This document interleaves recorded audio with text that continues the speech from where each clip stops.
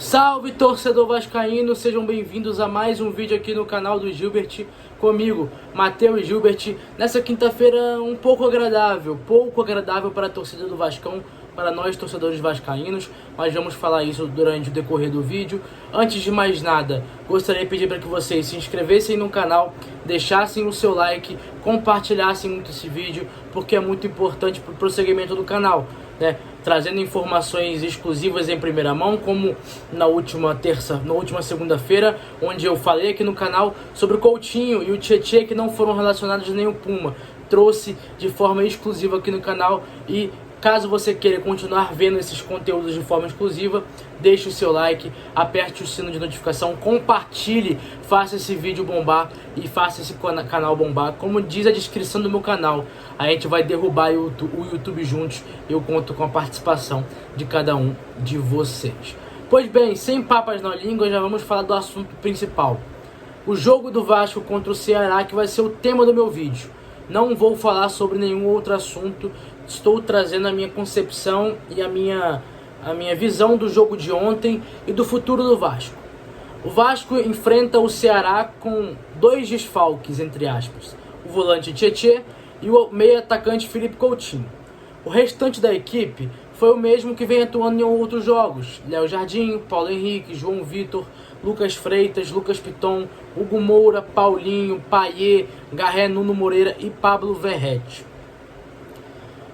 O Vasco, por mais que a gente aparentemente não tenha visto nenhuma mudança, por exemplo, sai Coutinho e entra Payet, sai Tietê e entra Paulinho, na minha concepção de torcedor e analisando num todo, são jogadores que fazem muita falta ao Vasco, o Coutinho e o Tietê.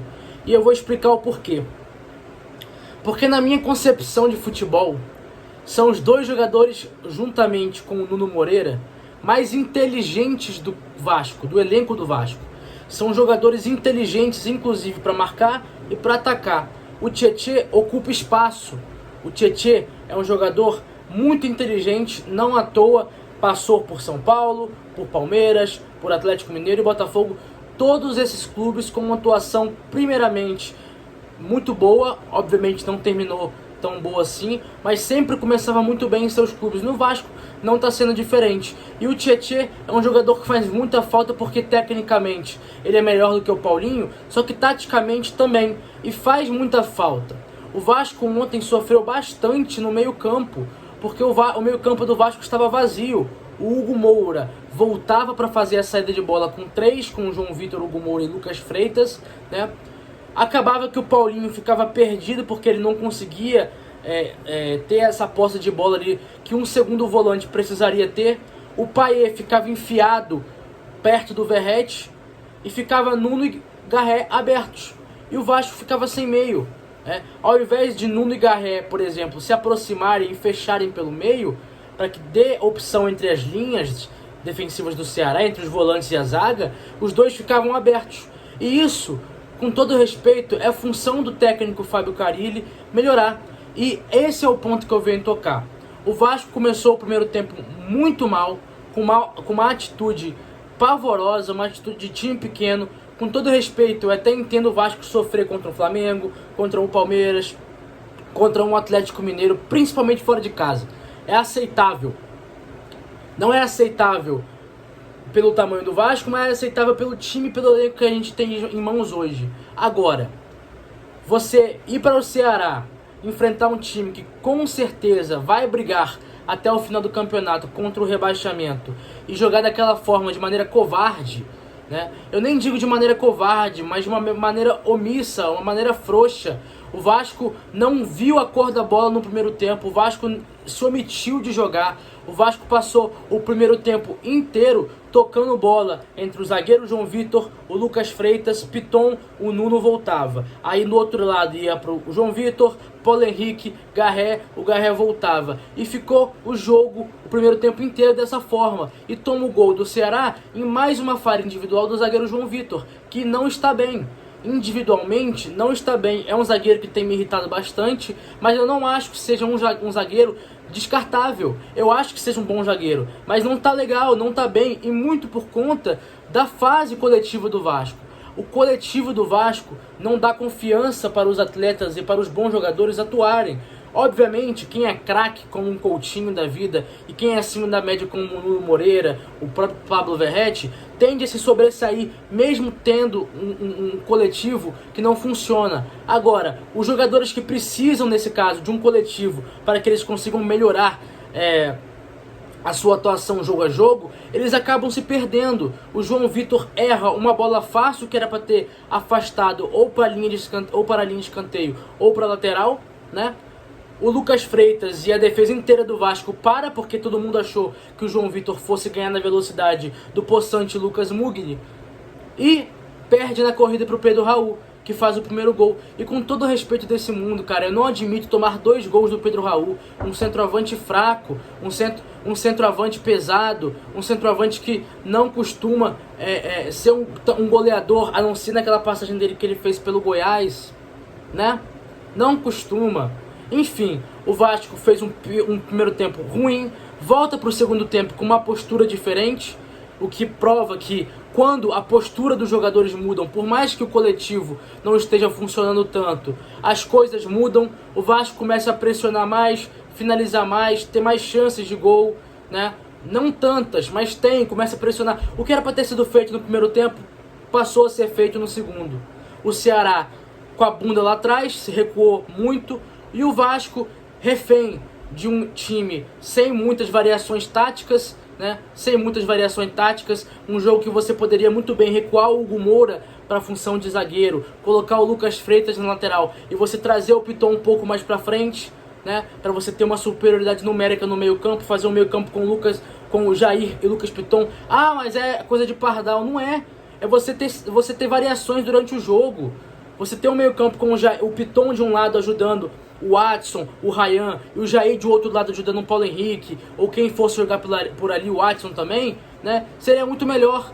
E o Vasco começa a chutar pro gol de fora da área, muitas das vezes de forma exacerbada, de forma desorganizada, né? E toma o segundo gol, na minha visão, o gol mais vergonhoso que o Vasco tomou em 2025, nos últimos tempos. Mais vergonhoso, um gol assim morto, uma jogada morta do Ceará, onde o lateral direito do Ceará dá um balão para a área, 3 jogadores do Vasco, 3 defensores do Vasco contra 2 defensores, 2 atacantes do Ceará. Os 3, a bola vai num jogador do Ceará que escora sozinho e vai para o Pedro Raul sozinho, sem ninguém atrapalhar, para ele fazer o segundo gol. E após isso, o Vasco diminui com o Pablo Verratti aos 47 minutos do segundo tempo, que aparenta ser o único jogador com vergonha na cara, o único jogador que sente, o único jogador identificado com a torcida, identificado com o clube, o que aparenta que os outros jogadores, por mais que não sejam tão ruins assim, não são. E o Vasco novamente deixa de escapar 2 pontos importantíssimos, 2 não, 3, né? Importantíssimos na sequência do campeonato, porque vai fazer falta. Um jogo em que o Vasco poderia inclusive ter empatado essa partida. Seria um resultado entre aspas ruim, mas o Vasco sairia do Ceará com 1 ponto no bolso, na mochila, né? Enfim, na minha concepção já deu pro técnico Fábio Carille. Não acho que o Vasco vai demitir ele antes do jogo contra o Flamengo. Acho que o Vasco vai perder pro Flamengo. Estou dando a real aqui para você, torcedor. Sou torcedor do Vasco, mas não acredito que o Vasco consiga vencer o Flamengo jogando esse futebol que vem jogando hoje, de forma desorganizada, que é o principal. Porque o Central Córdoba, que venceu o Flamengo há uma semana atrás, não é um timaço. É inferior ao Vasco, inclusive, tecnicamente. Mas tinha empenho, tinha organização, tinha suor dos jogadores do time, entendeu? Os jogadores do Central Córdoba correram o jogo todo. O Flamengo não teve uma mísera grande chance sequer durante o jogo, a não ser uma bola no final da partida, no cabeceio do Bruno Henrique. O Central Córdoba é inferior ao Vasco, provavelmente seria rebaixado no Campeonato Brasileiro e fez o Flamengo suar a camisa, porque eles mesmos suaram. E falta essa atitude no Vasco, que você não vê em nenhum outro jogador, a não ser Pablo Verratti e Felipe Coutinho. Atitude, vontade de vencer, entrar no clássico e ter vontade, gana de ganhar um clássico contra o Flamengo e voltar para casa feliz, encontrar a família no momento bom. Ao que parece, os jogadores do Vasco não estão nem aí, com exceção de Pablo Verratti e Felipe Coutinho. o Vasco enfrentará o Flamengo no próximo sábado às 6h30 da noite. Jogo exclusivo do Prime Video, caso você não saiba, só vai ser transmitido no Prime Video, narração do Galvão Bueno e comentários do Romário, do baixinho Romário. E muito provavelmente, na minha concepção, marcará a despedida do técnico Fábio Carille, porque na minha concepção, se o Vasco continuar jogando o que vem jogando, como eu falei, além da parte técnica, de forma desorganizada, muito provavelmente o Vasco perderá mais uma vez para o Flamengo. Será a 4ª derrota seguida do Vasco no ano para o Flamengo. No ano, não estamos nem na metade do ano. E muito provavelmente a direção do Vasco, que não está bem, não é uma boa gestão no futebol, né? Não é uma gestão confiável no futebol. Muito provavelmente não conseguiremos segurar o técnico Fábio Carille e muito provavelmente teremos um outro técnico para enfrentar o Lanús. O técnico Fábio Carille está na Berlinda. Eu quero que você comente aqui o que você achou do jogo contra o Ceará, o que você acha do técnico Fábio Carille e quem seria o seu substituto.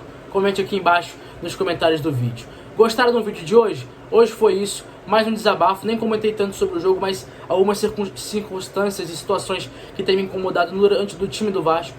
E é isso. Agradeço a compreensão de vocês. Voltamos amanhã com mais um vídeo, mais informações. Hoje não foi um vídeo informativo, foi um vídeo de pós-jogo e de opinião, um vídeo opinativo. E é isso. Agradeço a todos vocês, espero que vocês tenham gostado. Compartilhem e comente aqui no vídeo, como eu falei. Eu quero saber o que vocês estão achando do trabalho do técnico Fábio Carille e quem seria o seu substituto em caso de demissão do técnico no próximo sábado contra o Flamengo. É isso, galera. Valeu, tamo junto e é nóis.